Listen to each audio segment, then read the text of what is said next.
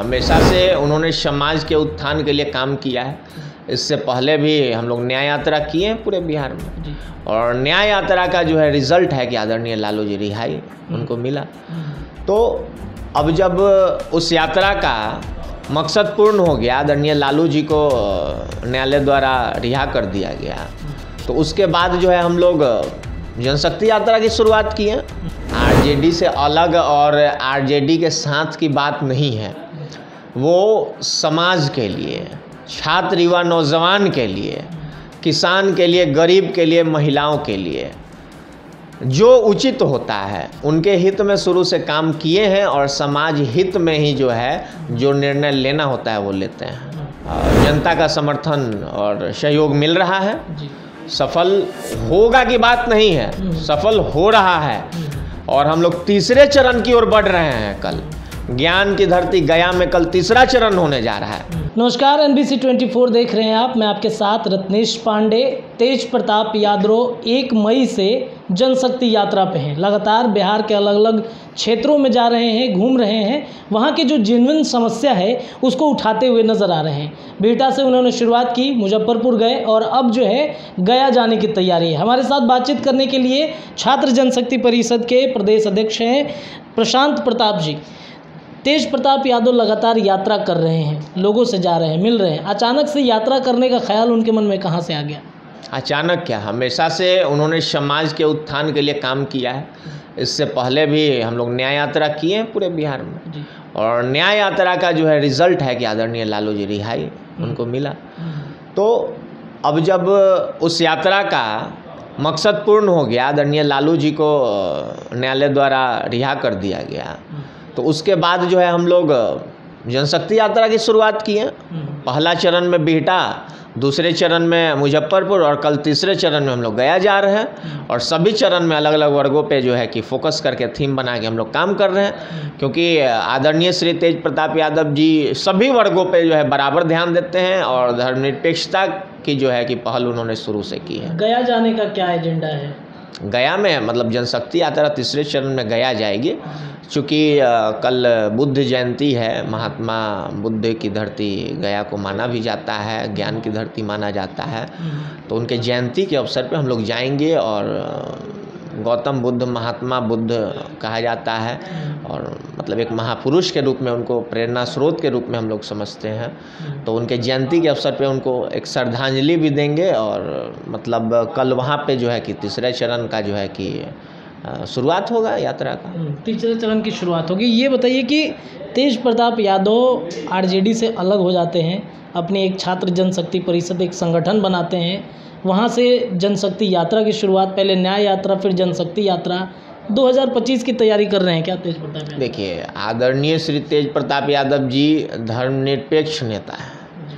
RJD से अलग और आरजेडी के साथ की बात नहीं है, वो समाज के लिए, छात्र युवा नौजवान के लिए, किसान के लिए, गरीब के लिए, महिलाओं के लिए जो उचित होता है उनके हित में शुरू से काम किए हैं, और समाज हित में ही जो है जो निर्णय लेना होता है वो लेते हैं। तो इस तरीके से यात्रा से वो यात्रा की शुरुआत कर रहे हैं, कहाँ तक सफल होगा ये यात्रा आपको लग रहा है? सफल हो रहा है, आप लोग तो देख रहे होंगे ना। जनता का समर्थन और सहयोग मिल रहा है। सफल होगा की बात नहीं है, सफल हो रहा है, और हम लोग तीसरे चरण की ओर बढ़ रहे हैं। कल ज्ञान की धरती गया में कल तीसरा चरण होने जा रहा है। क्या सफलता का जो रास्ता है वो दिखाई तो देना ही चाहिए। इससे अगर सफल नहीं होता तो तीसरे चरण की ओर हम लोग कैसे बढ़ते हैं? सफल हो रहा है, लोगों का साथ मिल रहा है, प्रेम मिल रहा है, आशीर्वाद मिल रहा है, हम लोग ऊर्जावान महसूस कर रहे हैं, तभी तो तीसरे चरण की ओर जा रहे हैं। अच्छा, छात्र जनशक्ति परिषद छात्र का मतलब संगठन है।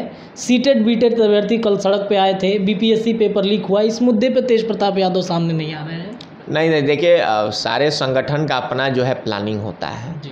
चूँकि हम लोग प्लानिंग के तहत कर रहे हैं, अभी जनशक्ति यात्रा पे फोकस है और आए थे सीटेड बीटेड वाले अभ्यर्थी तो उन लोगों को सपोर्ट दिए हैं। हम लोग के कार्यालय में आए थे तो जो सपोर्ट देना था हम लोग दिए ही हैं। अभी बीपीएससी पेपर लीक पे कुछ नहीं बोले तेज प्रताप यादव? बोले ना, आपको न्यूज़ में भी चला। जी। आप कहाँ थे? सामने नहीं आए, बातचीत नहीं किए, कुछ मुद्दा उठाए नहीं, बोल तो दिए। अक्सर तेज प्रताप यादव एकदम किसी मुद्दे पे बोलते हैं तो कई दिन तक उनका चलता है, वो लगातार बोलते हैं। बीपीएससी पेपर लीक हुआ, एक दिन उनका बयान आया, उसके बाद कार्रवाई किस तरीके से हो? कार्रवाई तो सरकार को, शासन और प्रशासन को करनी है ना जी। माननीय तेज प्रताप जी तो ना भी शासन में है और ना प्रशासन में है। जी।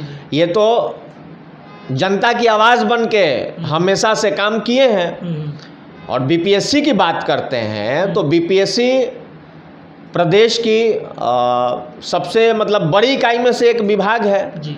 और जब बीपीएससी का पेपर लीक हो जाएगा तो समझ जाइए कि सरकार में कुछ भी हो सकता है। और जो सरकार आदरणीय लालू जी के सत्ता और शासन का जो है आपको गुंडा राज और तरह तरह का जो है उपाधि देकर आई थी, मैं उस माननीय नीतीश जी की सरकार से ये पूछना चाहता हूँ कि ये बीपीएससी का पेपर लीक तो हमारे जो है आदरणीय लालू जी के सरकार में कभी नहीं हुआ, आपके सरकार में हो रहा है, आप इस पे जवाब दीजिए। तो माननीय तेज प्रताप जी तो बोले ही ना कि आपको बीपीएससी पर भी बोले और जो आपको विश्वेश्वरैया भवन में आग भी लगा उस पर भी बोले ही जी। कि सारा जो है कि विभाग का पूरा जो है फाइलें जलाने का प्लानिंग है। मान लीजिए कि एक बिल्डिंग में, सरकारी बिल्डिंग में आग लग जाता है जहां मंत्री और मंत्रालय का काम होता है, सरकार की देख रेख में जो कार्यालय चल रहा है, तो आम कार्यालय का क्या होगा भाई, आम जनता का क्या होगा। और बीपीएससी का वारदात होता है और उसके ठीक बाद जो है कि ये जल जाता है। तो आप सारे कड़ी को जोड़ दीजिए, आप लोग पत्रकार बंधु हैं, आप लोग तो हम लोग से ज़्यादा एक्टिव हैं, सारे पार्टी के नेता के पास जाते हैं, सुनते हैं और समझ में भी आता होगा, भले ही बोलने के लिए लोग कुछ भी बोले। तो नीतीश जी के सरकार में बीपीएससी का पेपर लीक हो जा रहा है, सचिवालय का जो है कार्यालय जल जा रहा है, पूरा का पूरा फाइल जब तक नहीं जलता है आग नहीं बुझता है, समझने वाली बात है।